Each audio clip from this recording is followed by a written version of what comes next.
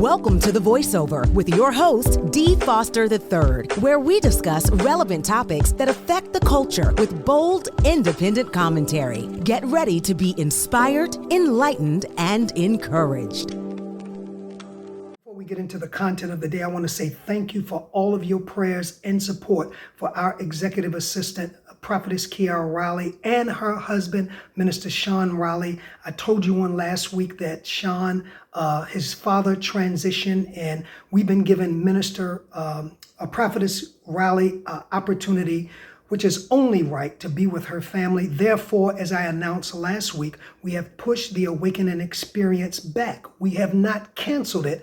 We have pushed it back until she can get settled back in the position of Wake Up Global Networks, help us to administrate, organize. And so very shortly, I will be pushing out a video filled with information. All I need you to do is go to the website. Thank you so much for your patience. I know so many of you, like me, are excited about it. But again, the human touch, our ambition to do this will not triumph the mission of loving people first, right? Exactly. So thank you for bearing with us. Thank you for giving us the time to allow Kiara to be with her family. And just go to the website, www.wakeupglobalnetworks.com. And there's a page there where you can leave your email address. We'll be giving you a video of the Awakening Experience. It is not a church. It is a community of diverse people that we will come together at least once a month live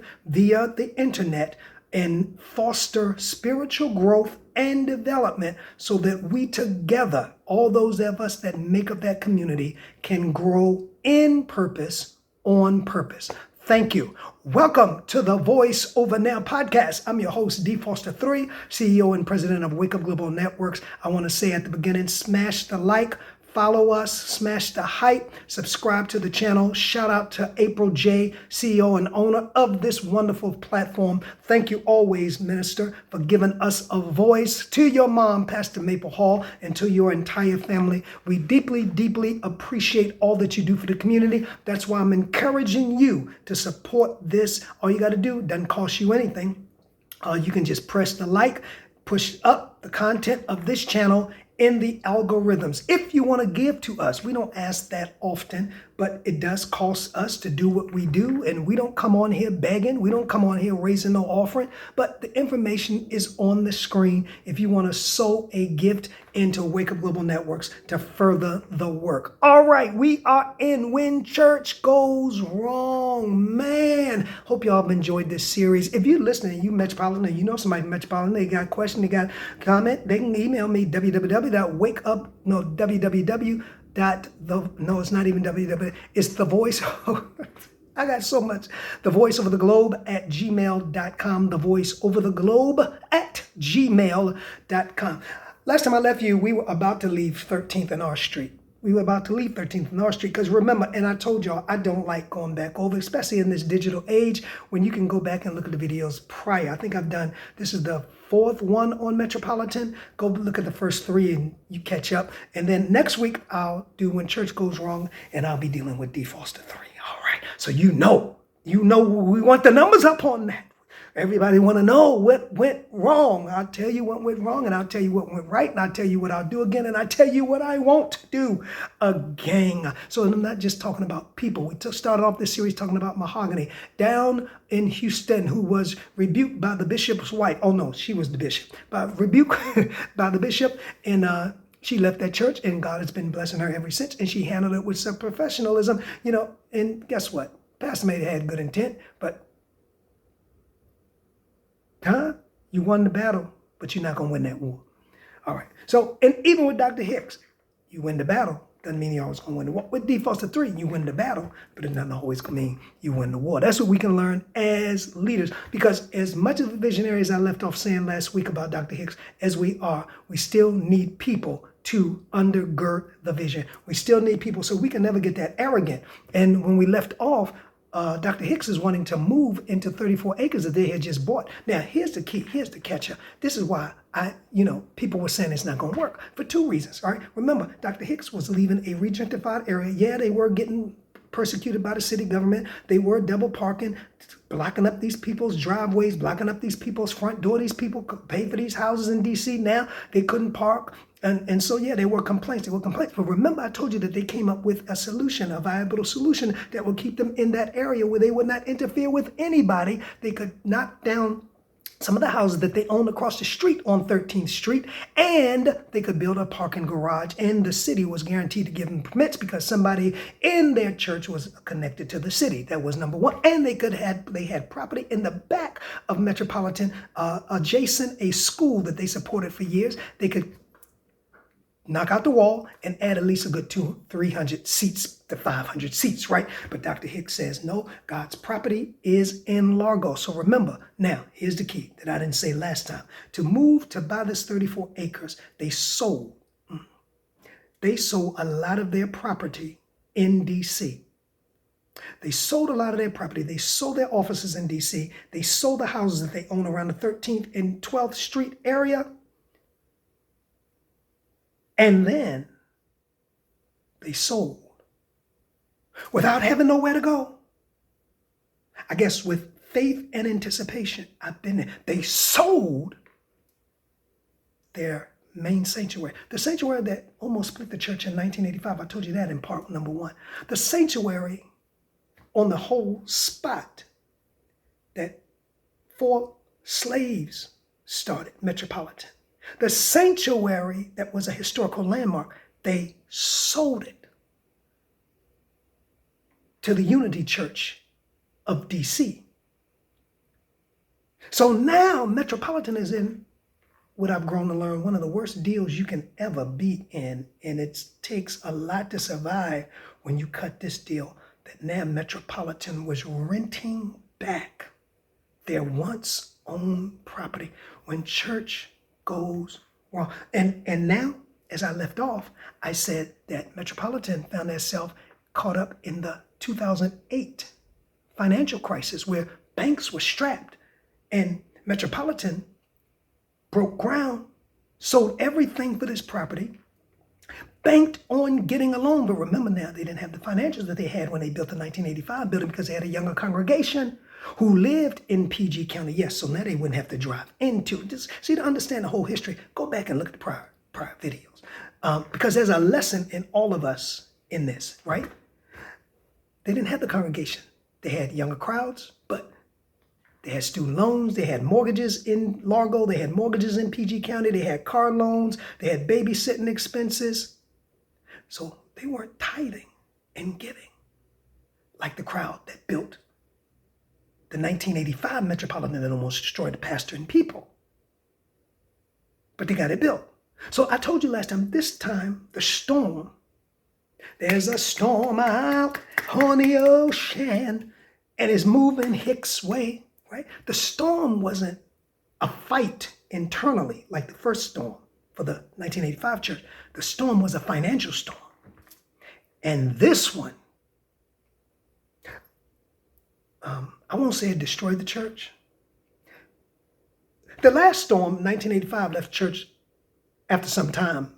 They rebuilt and even grew and got their momentum back.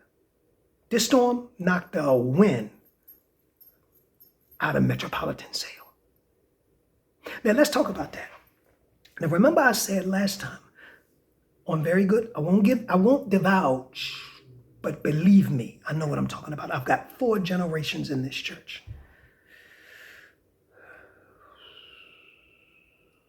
I still have family go there. It really becomes a saddened story. But anyway, let's stick to the point. Like this, share this. This is ageless. I'm not just talking to a group of people at a certain age. This is principle for all of us.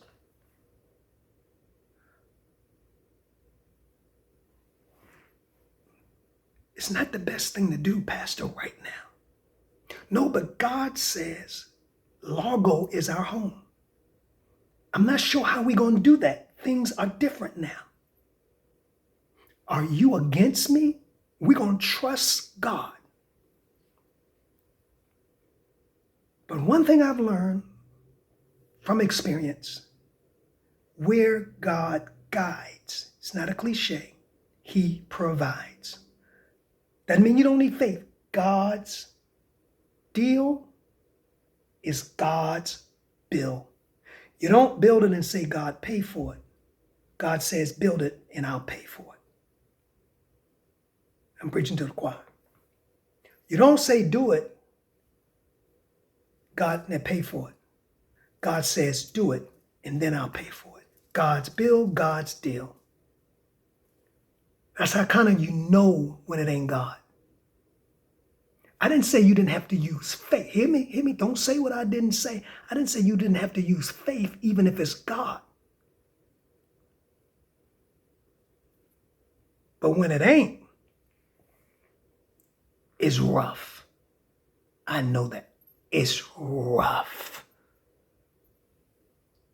So Metropolitan, there's a storm out. Oh, no, it ain't on the ocean no more. It's come to 13th and R.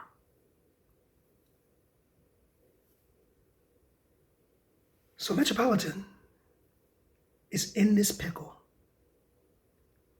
They sell everything they have. Real estate is leverage. They sell everything they have, invest it, I get it, in this property in Largo. The bank crisis comes, the bank says, we ain't lending you no money. What do you say? Banks say, we're not lending you no money. And it just wasn't because it was a bank crisis. That was part of it, because some of the banks were going under, if you remember the early 2000s. But I told you Metropolitan didn't have the crowd. They didn't have the numbers financially that they had when they built 2005. They had business owners. My relatives were big realtor, trustee in Metropolitan. I'm telling you, I know what I'm talking about in this story. Cousins, everybody. My grandmother never moved her membership from Metropolitan. Even when she married my grandfather and went to his church, she would still say, I'm a member of Metropolitan. I think my grandfather stayed a member of Metropolitan. My dad stayed a member of Metropolitan for a while.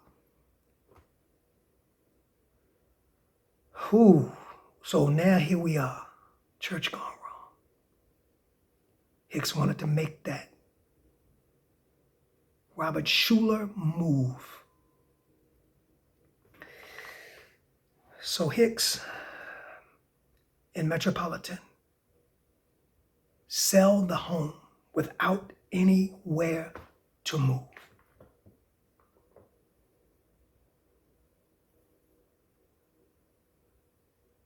So now you make a bad deal, because this is never going to work out for the renter.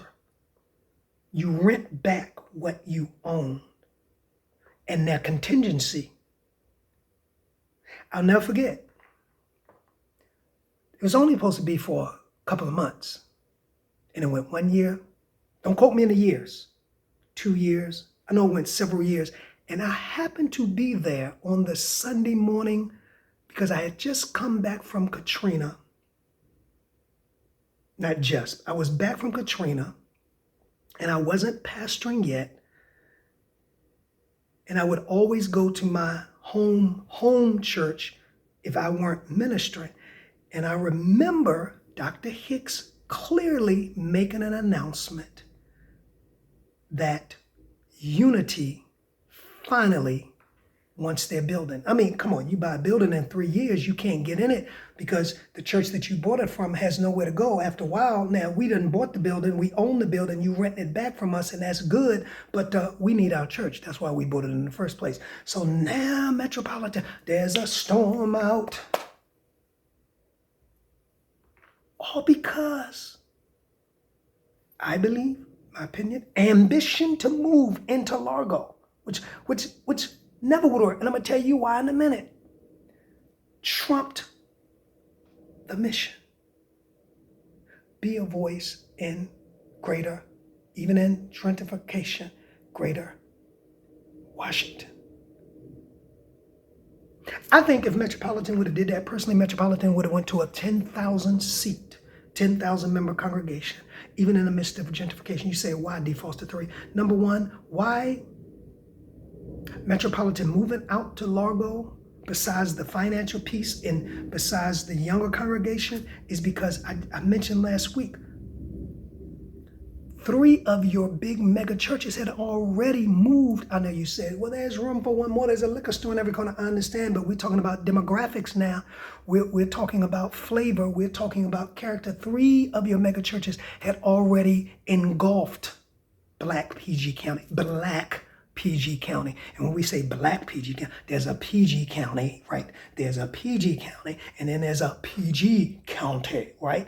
And so all of these mega Black churches were in the Black part of PG County. You have Jericho, 10,000 seat.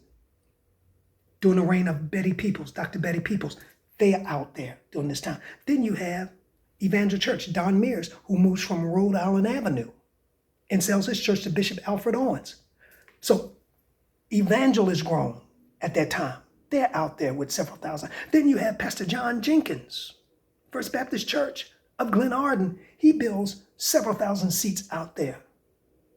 Now, I understand there are more people that can fill churches, but come on, strategically speaking, where would Metropolitan, with its conservatism,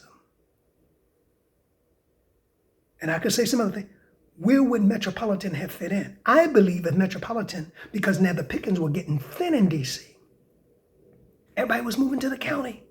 This is Hicks's chance to really thrive. If we're going to do a building project, which I believe would have been funded, let's get some property. Let's get about 300 parking spaces for our people. Let's add about 300 to 400 chairs, seating in our church so people don't have to stand up. And let's build and let's keep buying property. And I think Metropolitan would have went from that 3,000 to 4,000 to 5,000 or 6,000 in the city, and maybe had to go to 3 services. In my opinion, a move to Largo, besides all the other reasons I mentioned, PG was already taken. And there are other churches that I didn't mention in PG. It's called supply and demand. But anyway, so I'm here this Sunday, like this, share this. I'm here this Sunday and hear Hicks say the people want their church back. OMG, what are we going to do? We're going to go to First NP Street, a high school. Now, one thing, if you don't know anything about Black people, if you're listening to this and you're not Black, welcome. Thank you. Share this. Black people love their church building as much as they love God. No lie. That's why they fought over the historic building that they tore down in 82 or 83. Or half of it was torn down.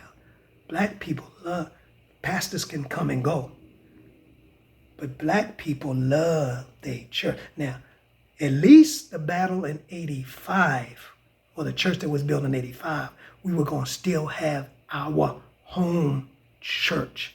But now we ain't going to have, wait a minute, like Paul Moore said, wait 1 minute. Wait 1 minute. You mean the thriving, prestigious, nationally known Reverend H. Beecher Hicks in the Metropolitan Baptist Church of Washington, D.C., where all of the politicians go, where all of the great artists go, where Richard Smallwood is the minister of music. They going to a high school from 3,000 seats or what? Now, I know some of you listen and say, well, the Lord can meet you in the high school. You're missing the point. Yes, he can meet you in the trunk of your car. But ain't too many people going with you.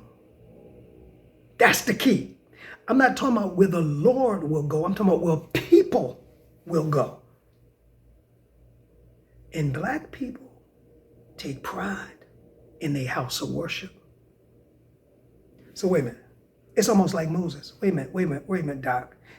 You done brought us out of Pharaoh's house, out of Egypt. where we knew what we were going to eat, where we knew what we were going to drink. I mean, it was a little rough. We are slaves, but at least we knew what we were going to eat. Now, you done brought us out here in this wilderness, and I'm sure that's what Hicks felt like, and I'm sure you done brought us out here in this wilderness, because they thought by that time, when the church asked for their building back, that they would have had a loan from the bank, but the bank say, no, we can't do that. We struggling right now. This is a financial crisis. Plus, your finances ain't looking all that good. You want a whole lot of money. Plus, you got property, you got work going on that you got to pay for. You got contractors. I mean, all of this was public. All of this is public.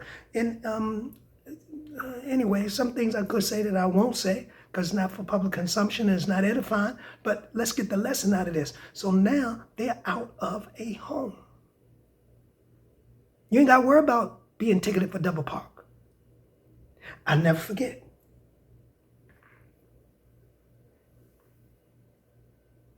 It was one of the most somber days I ever experienced in church. I just happened to be there that Sunday.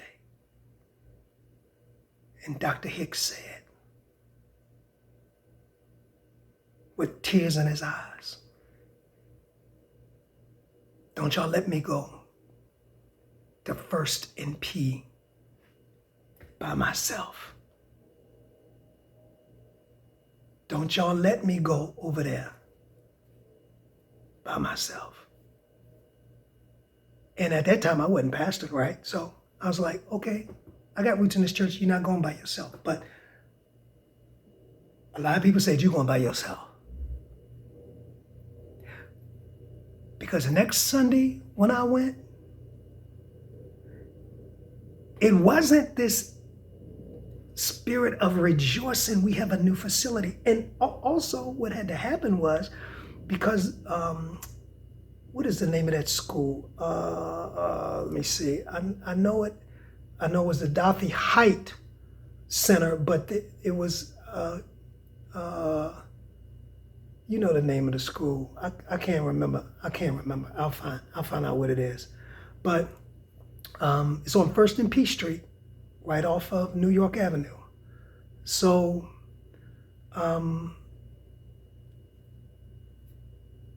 now you gotta, all right, so here it is. You got property in Largo that you sold everything to get, but you can't finish. Now, isn't that funny? I'm not making fun of this. That's why the Bible says, no man, woman go to war except they first sit down and count the cost, whether they can finish it or not. It has nothing to do with our ambition. It has nothing to do with our desire. Here is the biblical principle. Whether it's a business, whether it's a project, whether it's an occupation, a job, can you finish? Anybody can start. We all start. Here it is. Can you finish? Can we finish? Can it be finished? Let me see something. Because Armstrong High School. That was it. Armstrong High School, First and P. Then it was later named the Dorothy Height Learning Center, I think. What are you trying to start today? What are you ambitious about? It's going to take more than ambition. It's going to take strategy. It's going to take forethought. And it's going to take a team that you trust and understand the vision that you allow to speak to you. Although you are the visionary, without your ego erupting and canceling them if they don't agree. Like this, share this. Oh God, this looks like this is going to go into one more part, y'all. Just one more part, because I got to tell the whole story to get the whole message out. This is historic. Anybody from Metropolitan listen? You know somebody? You can email me, thevoiceovertheglobe@gmail.com. Thevoiceovertheglobe@gmail.com. All right, y'all, we're at a pivotal point. This is probably, even when they had the infighting during the early 80s about tearing down the historic church to build the church I showed you on the picture.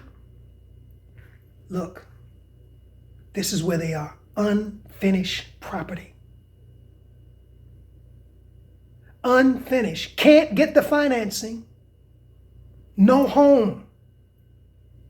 Can I tell you, it's hard to get money when you don't have a home. Because like I told you, that next Sunday, okay, so the Sunday he announced it, I told you I was there, the last Sunday we were there. I didn't even know he was going to announce. I don't think the church knew that he was going to announce it, right? He just, after he finished preaching, he says, "Stay, Metropolitan, I got something to share with you." He says, "Trinity wants their church back. We got to give it." They've been gracious 3 years. They were real gracious. 3 years? You buy a building? You didn't buy it for investment. You bought it to use, right? And you let Metropolitan stay 3 years, and it was supposed to be a couple of months. But anyway, they want their building back by right. He said, "So next Sunday we will go to Armstrong, First and P. Don't let me go there by myself." How many of y'all won't let me go by myself? And I raised my hand. But being a pastor for years, I knew it was going to happen. Not only were you taking us out of our home that we've had since the home site since the 1800s, you weren't taking us into another church. You were taking us into a school. Last place we'd been that wasn't a church was a barn in 1861 when it was Fourth Baptist Church and then later changed to Metropolitan Baptist Church. But then you take us into a school, the Metropolitan Baptist,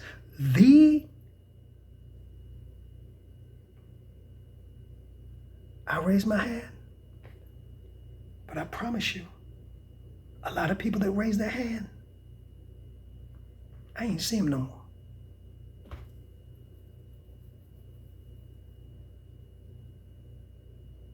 I ain't got nowhere to go.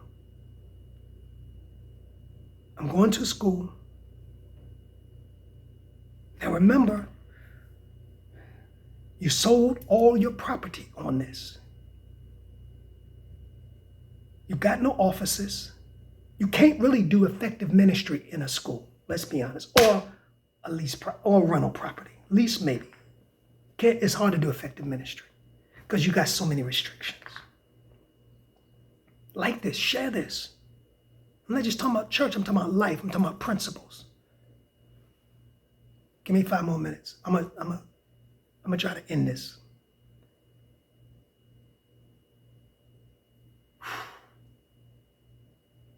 People were disappointed. It was almost like you brought us out here to die. And then people said, "I told you this could not be done." That's no sin to say this we just can't do it. That's not a lack of faith. We're not able to do it yet.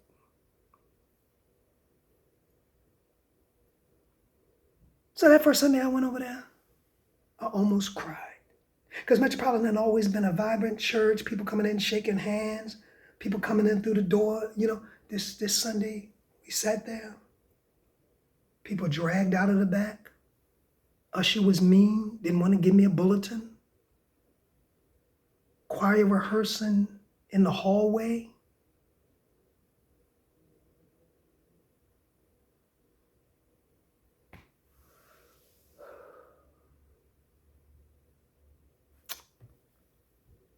So the attendance and the momentum slowly diminished.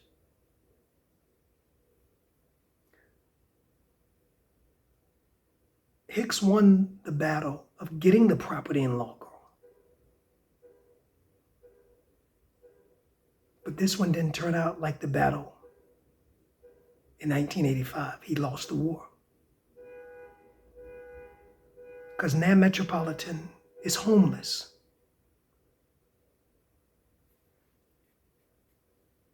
And a lot of Black people do care where they worship. I didn't say it was right or wrong. I'm giving you the facts.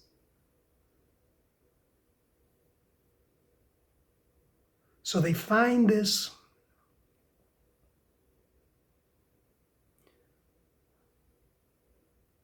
and nothing wrong with it. I've pastored there several times. Not in this.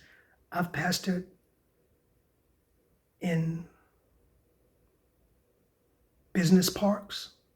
I don't have a problem. But they find a business park in Mercantile Drive in Largo, not too far from their 34 acres that eventually they had to sell because they weren't, the land was half of the building. There's the picture there. You see they started construction and it just sat and sat for years until it started disintegrating and they couldn't make the payments. The bank, I believe, foreclosed on what little loan they had. Contractors had to go. And they made their home, which is still now. I've not been there. I won't go there. It's not the Metropolitan that I know. I'm sure Pastor Parks is doing fine. They've had 2 pastors since Dr. Hicks retired. And was it Dr. Hicks retired in 214 or almost 10 years ago. Due to illness, it was reported. And now they're in a business park in Mercantile. The momentum still has not picked up. The music is nowhere near where it used to be. The vibrancy of the Metropolitan. So here's the question, and I complete this on Metropolitan. I begin me on next week. Was the ambition to build a 3,000-seat church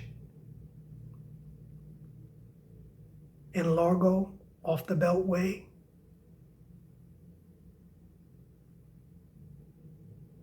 Worth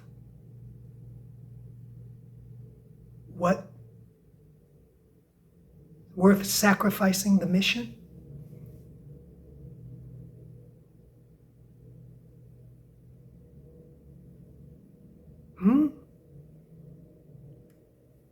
Is winning the battle worth losing the war, the people, the money, the trust, the integrity? And I heard Dr. Hicks say this, and I knew it was, for the most part, I'm not going to say finished, but I knew he had come to grips with something. I was there. I don't know why God had me there on a lot of strategic Sundays. And he said, which I didn't feel was true. I felt Hicks saying this was kind of him accepting the fact that the building program had gone wrong and that maybe he failed. He said, what if God never called Metropolitan to be a megachurch? I said, Lord, did that come out of Hicks' mouth? And I knew then he knew he had won the battle by getting the property. But it was an admission that he lost the war, because I believe Metropolitan was ordained to be a mega church in Washington, D.C., the seat of the nation's capital. Not only because it was founded by slaves, by Quakers, but because of the grace and the influence that God had put on Metropolitan.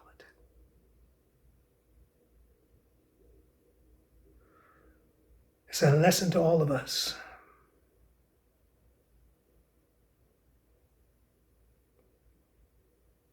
It's certainly a lesson to me in how I want to wake up. Very different of some of the stories in the experience that you will hear next week. Like this, share this. Subscribe to this channel. Support April J. Until next week, and remember, keep Prophetess Kiara Riley and her husband Sean in your prayers. I am D. Foster 3. Thank you for being a part of The Voiceover. Please follow us on all of our social media platforms to stay connected to our upcoming shows and guests. Instagram at The Voiceover Radio. Twitter at DPropheticI. That's the letter D, prophetic, EYE. If this show has enriched you in any way, please share The Voiceover among your circle. Until next time, keep allowing your voice to be heard.